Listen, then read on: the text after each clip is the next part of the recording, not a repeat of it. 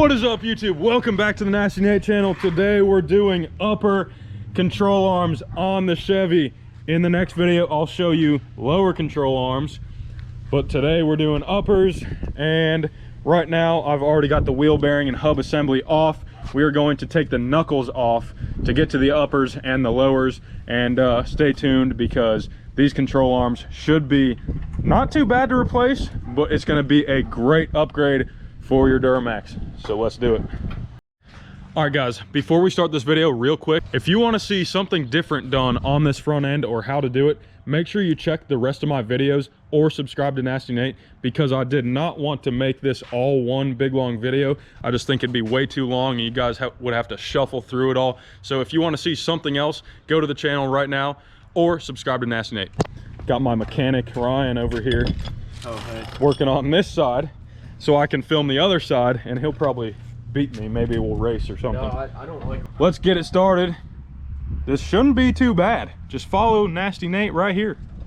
First thing you're gonna do is take the upper ball joint nut off. It's an 18 mil, and mine were not very tight, so hopefully yours aren't either, or mine is just wrong.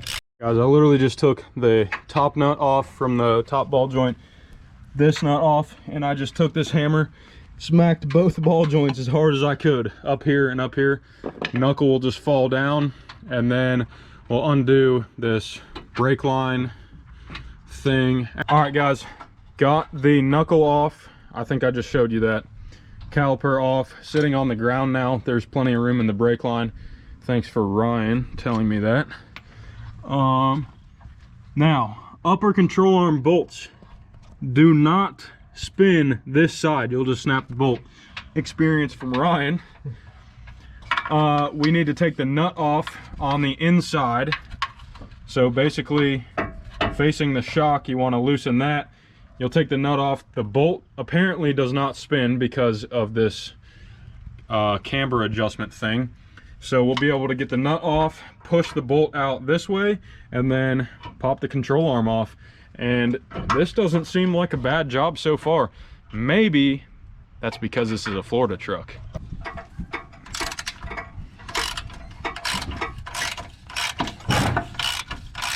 Situation. Oh no, head gasket. All right, once you get these nuts off, these bolts literally just slide out, and control arm basically falls out of the truck. So that's kind of convenient. Let's see. There it is. We'll throw that control arm in the scrap pile. Just got a complete mess going on out here, but it's organized, I promise. Got the lowers on. Now it's time to do the uppers, and then we figured we'll do the lowers, we'll do the uppers, throw the knuckle on, then we'll be able to do the tie rods. So right now we're getting the uppers on. Let's go pull these out, and obviously they match the lowers. Look at these things, the Kryptonite control arms. This is gonna be sweet. And then somewhere I've got the new camber brackets, so we'll throw those on along with the control arms. It's gonna be looking real nice, and this should not be too hard to do. Why don't say?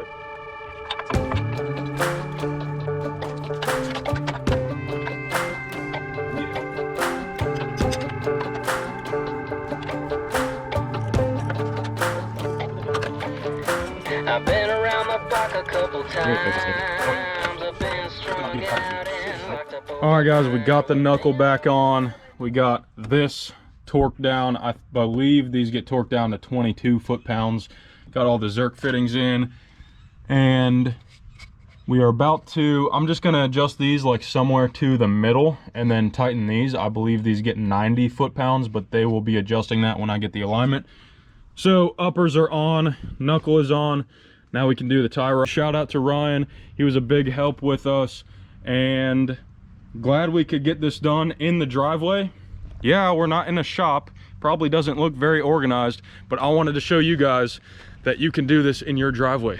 All right guys, as you can see, everything is on the truck. I just wanted to take a second to show you guys that you probably need to use some washers to space out this castle nut here, right here, so when the cotter pin goes through, it actually engages with the castle nut. And then on your Kryptonite paper that they provide, it shows you somewhere around here 50 foot-pounds on that ball joint nut. And then the lower ball joint is down here, obviously. I believe that goes to about 90 foot-pounds. But this was a super easy install. And then I just zip tied the brake line up here in this little hole on the back of the control arm, and that should be good to go. Guys, these control arms are super easy to install. If you have basic tools, obviously you can do it in your driveway just like I did, and it's really not that bad. Just make sure you grease them, make sure you get it aligned. This thing's gonna drive way better. It already does. Cannot wait to get the 24s on again. If you guys like this video or want to see anything else regarding a Duramax, make sure you subscribe to Nasty Nate down below. We'll catch you in the next one.